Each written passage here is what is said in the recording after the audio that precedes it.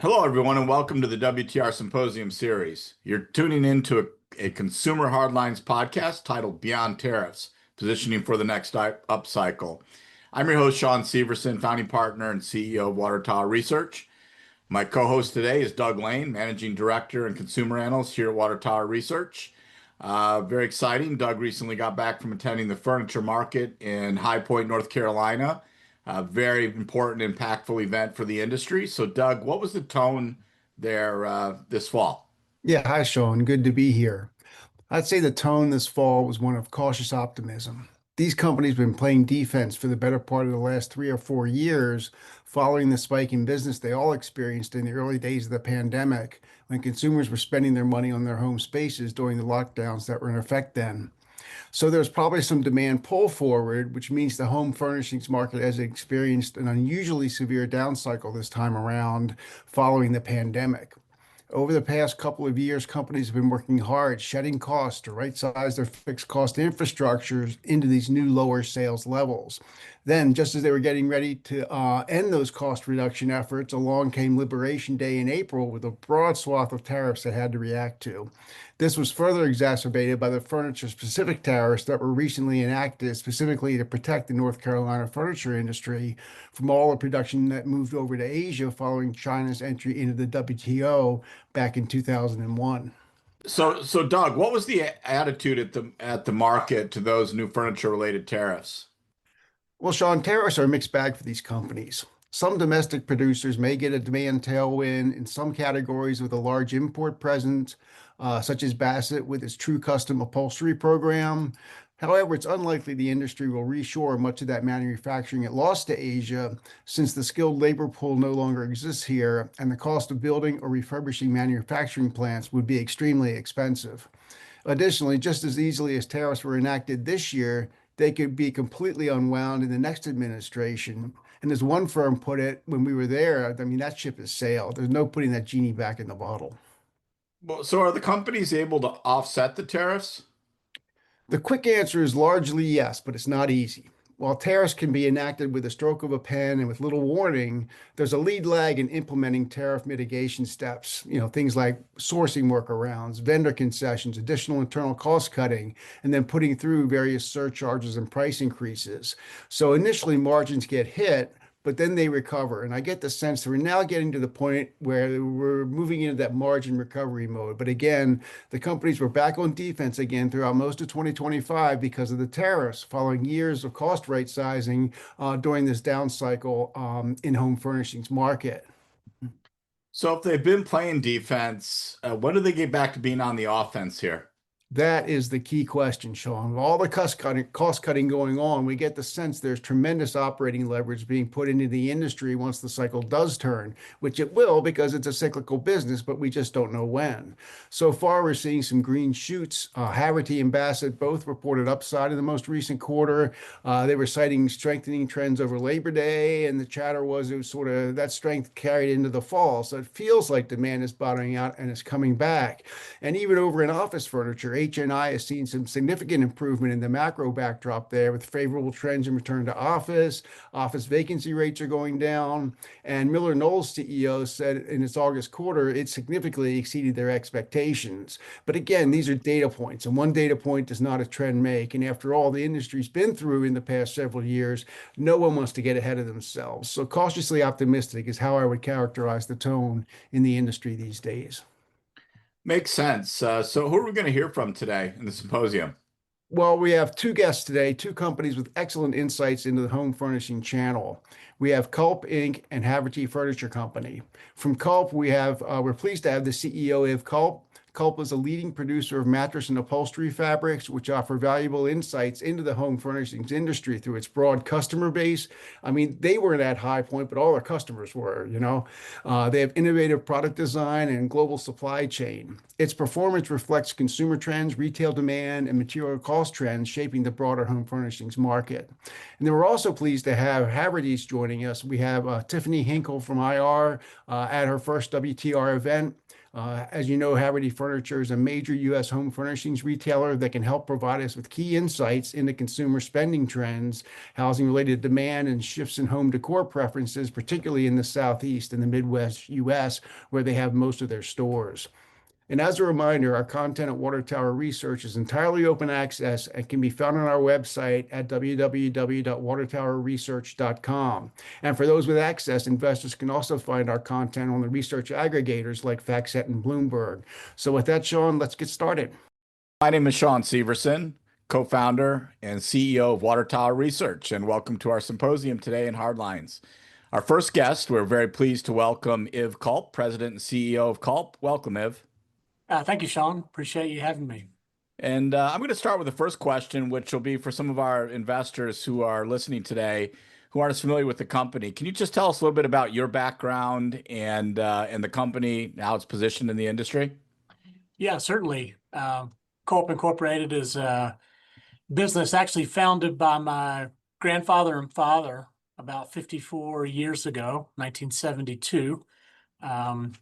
And, founded as a family business and really did a lot of work to grow in our industry and became a quite large company and felt the best way to grow over time was to go public. So we did that in the 80s and we've been a public company ever since. It's always been a family rooted business, but we don't have much family in the business. It's always just been my grandfather and my dad and me. So we try to have a family culture, but we operate as a public company. So we think we have the best of both worlds.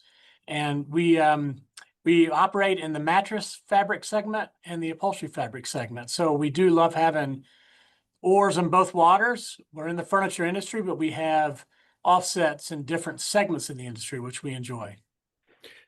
That's a great overview, If. All right, let's just jump into tariffs. You're in High Point, you're in the furniture business. A lot of news about furniture tariffs recently. Where are you seeing the biggest pressure from tariffs, and what are you doing to offset them? Yeah, Doug, good to see you. And it's a good question. And tariffs really have been top of mind now for several quarters for us. It's probably the biggest impact within our industry overall. At Culp, we've always been focused on strategic supply chains with multiple geographic locations. And that includes a strong domestic manufacturing platform. So we believe our strategy supports a few things. Number one, a best cost approach. Two, we think we provide valuable redundancy. And three, it allows us to serve our customers in regions where they choose to be served. So really throughout all of the tariff uncertainty, the biggest challenge for us is just volatility and the timing of the implementation. We think we have the ability to flex production and alter our platform as needed. And we already and will continue to adjust pricing if we need to. It's just hard for us to effectively do that at the same pace as the tariff change. So the way we think about it, if we can get any forward stability with tariffs, we actually believe it can become a competitive advantage for Culp. Right, there's a lead lag there, right? Tariffs come quickly and it takes you a while to react, so I can understand that. For sure. Are you exploring any onshoring or nearshoring opportunities? Is it economically viable given the dynamic regulatory environment? Well, as we were just saying, I mean, as mentioned there, onshoring is a critical part of our overall strategy. So we are a U.S. manufacturer, but we always choose to have options in the supply chain. And we have that today really through manufacturing and sourcing capabilities in 5 geographies. And that includes nearshore and then multiple offshore options. So again, our strategy is critical for supply chain excellence, but it also, we believe, allows us to supply a wide range of product that our customers expect from Culp. I will say to your question on, is it viable to invest in what you call the dynamic regulatory framework, it doesn't really inspire confidence to initiate substantial capital expenditures today. So we're choosing to maintain a strategic focus on being production nimble, targeted capital expenditures, and utilizing the support of our strategic partnerships. Feels like a better plan in this environment. Yeah, that makes sense. Besides tariffs, the whole macro picture has been difficult post-COVID for you and for the whole furniture industry. So what have you done to right size your cost structure into the new normal? Or if this is the new normal, where are you as far as getting the cost structure that you need to operate profitably? Yeah. Well, Doug, as you're learning more about our business, that question kind of hits right at what we've been thinking about for the last couple of years. We've been in a steady cost optimization or restructuring mindset due to the pressured macro demand in our industry. Specifically in our mattress segment, which we've talked about a lot, we exited Canada and transitioned the production to our North Carolina factory and are utilizing strategic offshore partners for any overage. So that project, which is in effect for 2025, is an estimated $12 million annual saving. And again, that's in effect for this fiscal year. But we're having to go further, and we're now executing, I guess, on the integration of our two core businesses, which again are mattress fabrics and upholstery fabrics, into what we're calling a shared management model. And we're calling that project Blaze. So that's kind of hitting on personnel synergies. We're in the final phases of consolidating our USA warehouses. We're combining mattress fabrics and upholstery fabrics distribution, and we're exiting and consolidating our Tennessee facility that's for window treatments. So these platform changes, combined with pricing adjustments, which we're having to do, result in an estimated $6 million of cost and efficiency enhancements annually, beginning really primarily in our fiscal fourth quarter of this year. I don't see more major right-size projects on the immediate horizon, but we do need to keep adjusting SG&A to optimize demand, and that's all part of our project Blaze. We're optimized SG&A to optimize for demand. Again, that's in our Blaze process. Maybe a positive point that I'll bring up that you touch on in your question is that we are very encouraged that we have already made substantial cost enhancements to our business, and we're getting over the hump on these new projects. So when demand does cycle up, we don't think we need to add any cost to grow, and we do think that we have significant upside leverage. Yeah, it sounds like a lot of leverage is being built into this model, and it's a cyclical business. I mean, you don't know when, you just know that it will at some point because it has to. But just what are you seeing out there? Are you seeing any at least stabilization, if not maybe a little bit more optimism than you did maybe 6, 12 months ago? I mean, wow, it's demand has been so lumpy. And I guess we get to see it from both sides of both bedding and upholstery channels. I guess I would say, Doug, that I do believe demand is stabilizing, but it's stabilized at a low level, lower than we prefer. I'm not seeing upward momentum on macro demand. So we do have some revenue growth, especially in mattress fabrics, which we've been commenting on, but that's coming from what we think is good execution and growing our market position. It's not really from market growth. I do believe our market share gains are going to continue, though, and they position us very well when that demand does come back in the mattress segment. On the upholstery side of it, the recent High Point furniture market seemed to exhibit some optimism for 2026. We heard that a lot, but I'm not ready to call that yet. I was happy with our placements at the show, and again, any lift in demand would be positive for us. But again, I just want to reiterate, we're only focused on what we can control, and we're balancing our cost structure to the current level of demand. A lot of people are speaking about the impacts of housing starts, existing home sales, inflation, gas prices, and of course, tariffs are the major impacts. Those are all real factors, and it just seems like consumer sentiment is generally low for home furnishings. We know that's cyclical, as you said, and it will change someday, but in the meantime, we just stay focused on what we can control. Well, that's really all you can do. And you mentioned tariffs and pricing in response there, but what about other cost pressures that might be coming down the pike? Anything besides tariff that might be impacting your margins over the next year or so? I mean, I kind of hate to be a broken record, Doug, but tariffs are really the main inflationary issue that we face today.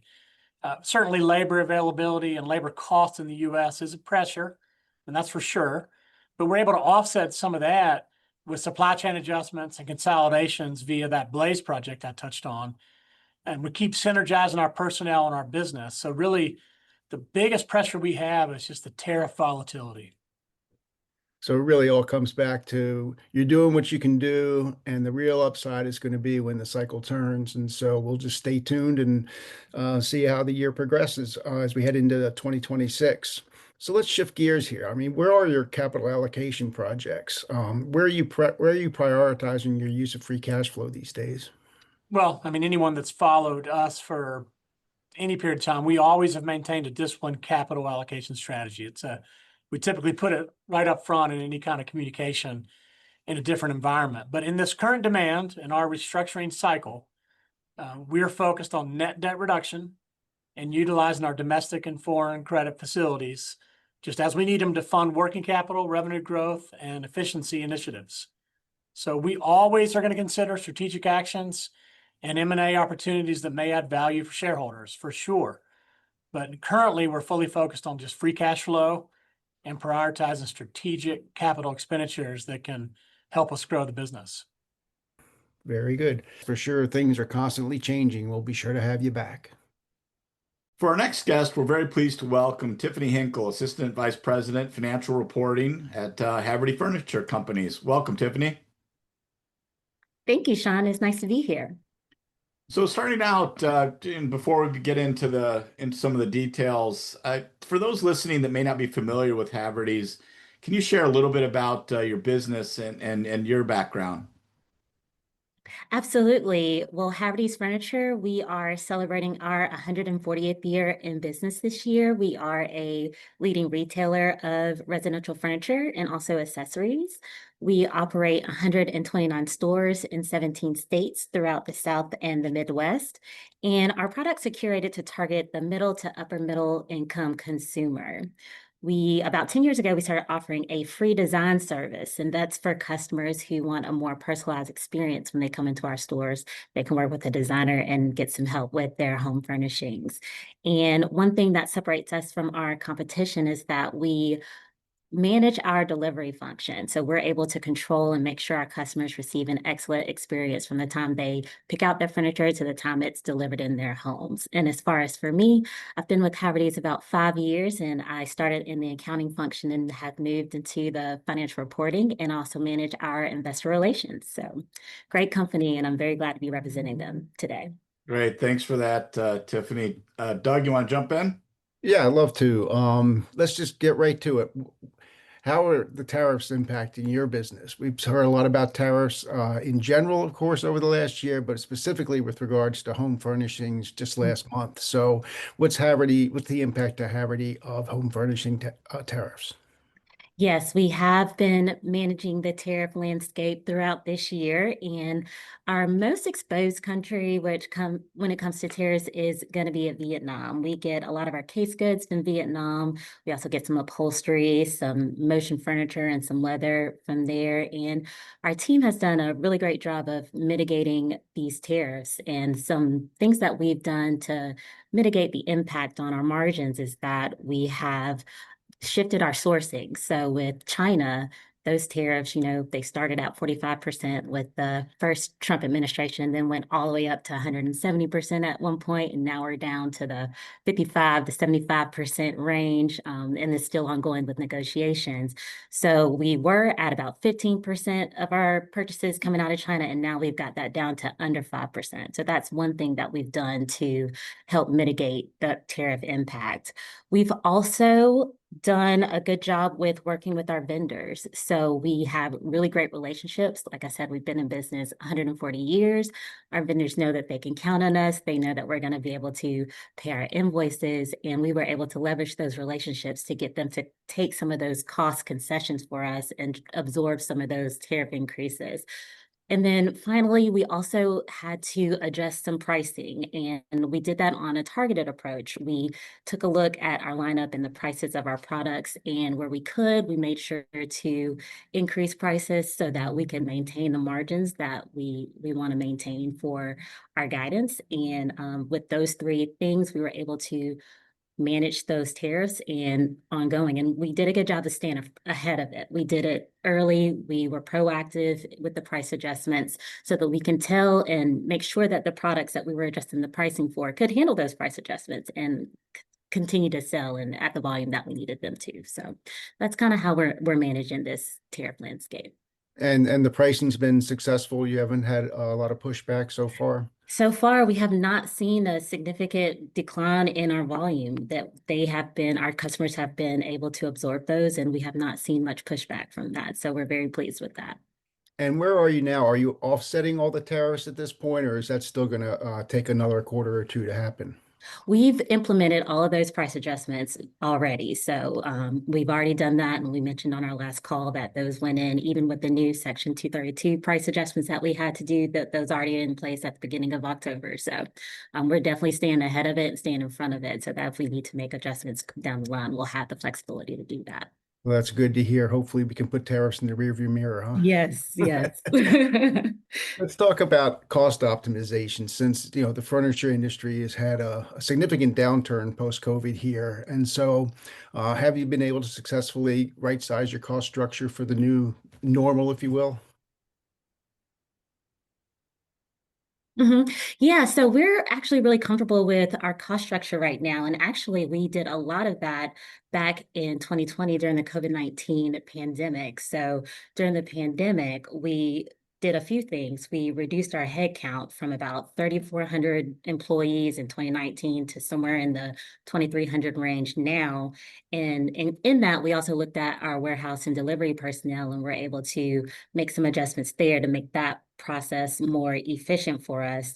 And another thing that we did during the COVID-19 pandemic is that we reduced our store hours. We closed our stores before at around 9 o'clock, and we pulled that back to about 7 o'clock. And, our employees were happy with that. They're able to go home and spend time with their families.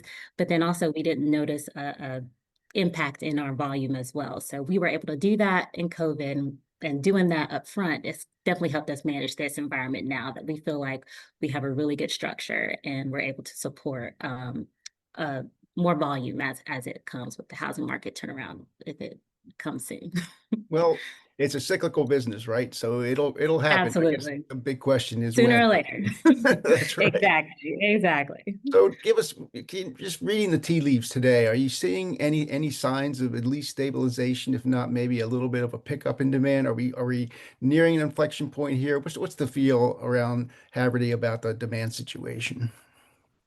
Well, we have been really encouraged this year about the demand trends that we've been seeing. So in our third quarter, we just reported our third quarter earnings, and we were able to report mid traffic up in the mid single digits.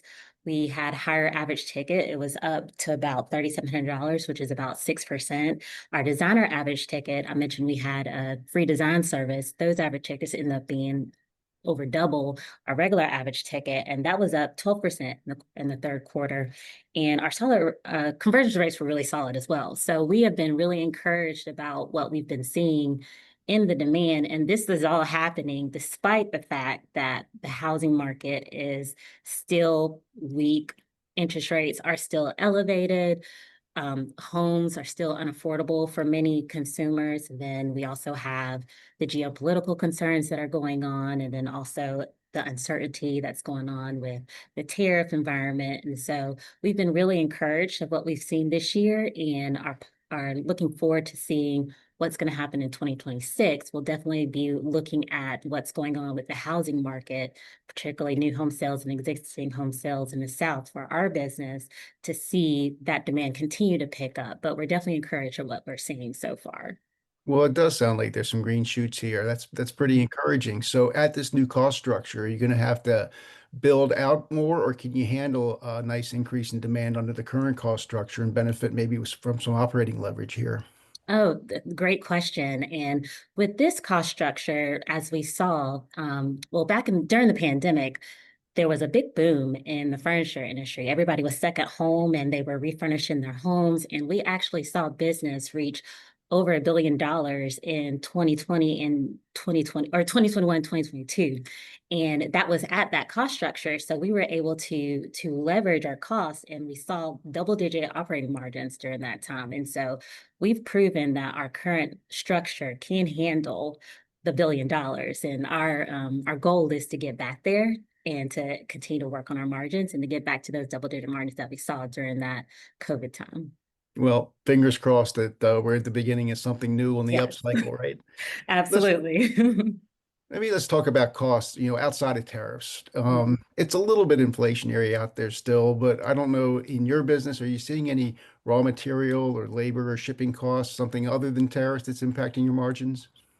We haven't really seen anything that's not directly or indirectly related to tariffs. We've not seen the raw materials increases. Our transportation costs are pretty stable. So most everything that we're dealing with, where you're talking about fabric or components of furniture, it's all directly or indirectly related to tariffs at this point. So Well, that's encouraging. I mean, because tariffs hopefully will settle down here. I don't know. It does seem to change every week in some form right, or fashion, but maybe the big impact is behind us and we can manage it going forward. And so it sounds like absolutely, things are very manageable on the cost front. So good absolutely. to hear. So let's talk about capital allocation, just to shift gears here. How do you prioritize the use of free cash flow, capital expenditures, dividends, share buyback? Is there M&A on the horizon?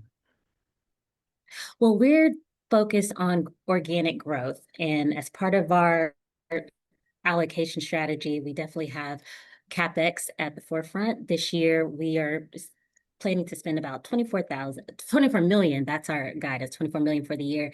And next year, we do expect that to increase because we are targeting 5 new stores next year. And so our focus is on that organic growth when it comes to store growth and our CapEx spend. And as far as our capital allocation, our board of directors, they like a balanced approach when it comes to that. So they prioritize dividends, share buybacks, and then special dividends in that order as it comes to that. And we're very opportunistic when we're talking about that. And Haverty's, we've been paying a dividend since 1935. Our board of directors looks at it every quarter. They know it's important.